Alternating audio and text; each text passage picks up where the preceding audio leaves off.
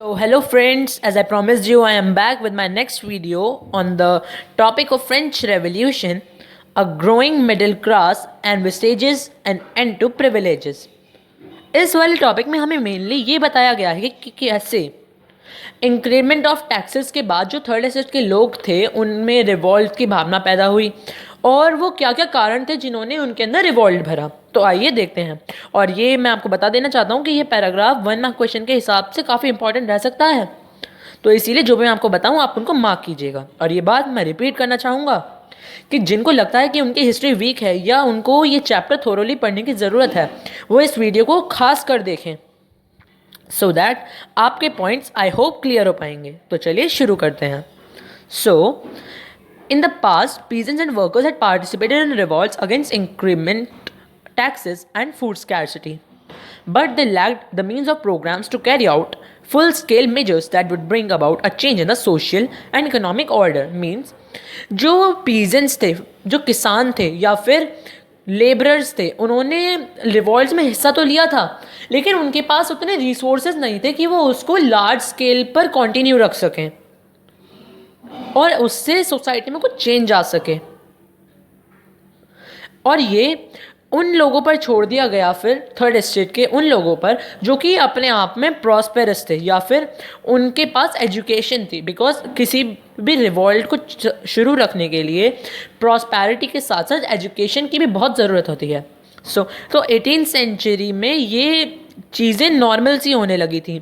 Social groups जो थे और जिन्हें मिडिल क्लास माना जाता था उन्होंने अपनी वेल्थ कमानी शुरू कर दी थी एक्सपेंडिंग ओवरसीज ट्रेड की मदद से और in the form of manufacture of goods such as woollen and silk textiles. In addition to merchants and manufacturers, the third estate included professions such as lawyers or administrative officials. All of these were educated and believed that no group in society should be privileged by birth. जो lawyers थे या फिर जो administrative officials थे ये भी third estate में आते थे।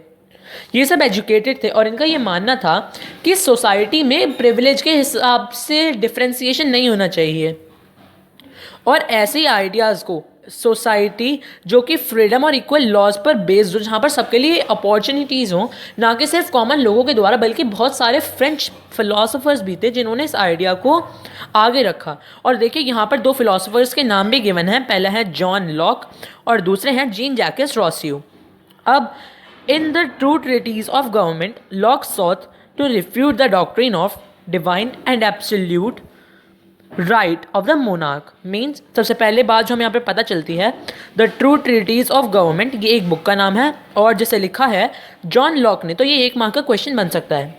ये आ सकता है कि जॉन लॉक ने कौन सी बुक लिखी है या ट्रू ट्रीटीज ऑफ गवर्नमेंट नाम की बुक किसने लिखी है, या फिर 2 मार्क का क्वेश्चन ये बन सकता है कि the two treaties of government में पोएट ने क्या कहा है। So in the two treaties of government the poet refute to the doctrine of divine and absolute right of monarch. See, and second philosopher है Rousseau. Rousseau means Jean Jacques Rousseau, हमने पहले पढ़ा था। Carried the idea forward, उन्होंने इसी idea को आगे बढ़ाया। Proposing a form of government based on social contract between people and their representatives. जो रॉसियो थे उन्होंने अपनी बुक में ये कहा कि जो गवर्नमेंट है वो इस अकाउंटेबल होनी चाहिए पीपल के थ्रू, सो दैट कलेक्टिवली वो अपने नेशन को आगे बढ़ा सकें। तो यहाँ पर गिवन नहीं है लेकिन मैं आपको बता दूँ चैप्टर में हमें आगे पढ़ने को मिलेगा कि रॉसियो ने अपनी एक बुक लिखी थी जिसका नाम था द सोशल कॉन्ट्रैक्ट।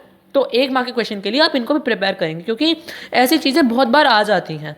और देखिए अब ये आई तीसरी book in the spirit of laws Montesquieu. यहाँ पर मॉन्टेस्क्यू भी एक फ्रेंच फिलोसोफर है जिन्होंने बुक लिखी है द स्पिरिट ऑफ लॉज। इसमें उन्होंने कहा कि जो गवर्नमेंट है उसमें पावर्स का 3 स्टेजेस पर डिवीजन होना चाहिए। पहली legislature, second executive and third judiciary. अब जहाँ तक मुझे लगता है आपने सिविक्स में क्लास 8 में या फिर क्लास 9th में इन तीनों के बारे में पढ़ा होगा। These are the 3 organs of a government, a democratic government. This model of government was put into force in the USA after the 13 colonies declared their independence from Britain. जब America की 13 colonies ने Britain से अपना independence declare करा था तो वहाँ पर ये सब कुछ लागू हुआ था।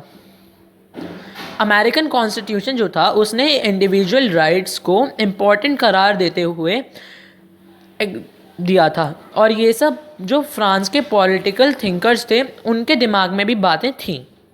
तो हम कह सकते हैं कि ये जो आइडिया है उसका लिंक कहीं ना कहीं हमें यूएसए से मिलता है।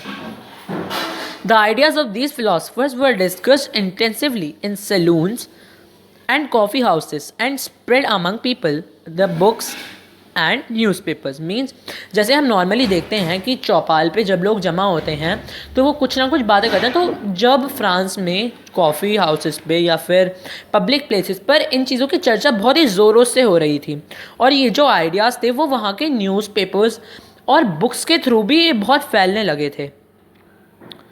The news had that Louis XVI planned to impose further taxes to be able to meet expenses of the state generated anger and protest against the system of privileges.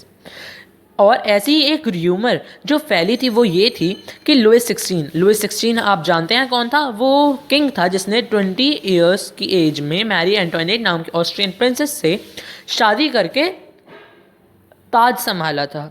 उसने ये decide कर लिया कि वो और टैक्सेस लगाएगा ताकि वो बढ़ते हुए लोन से छुटकारा पा सके।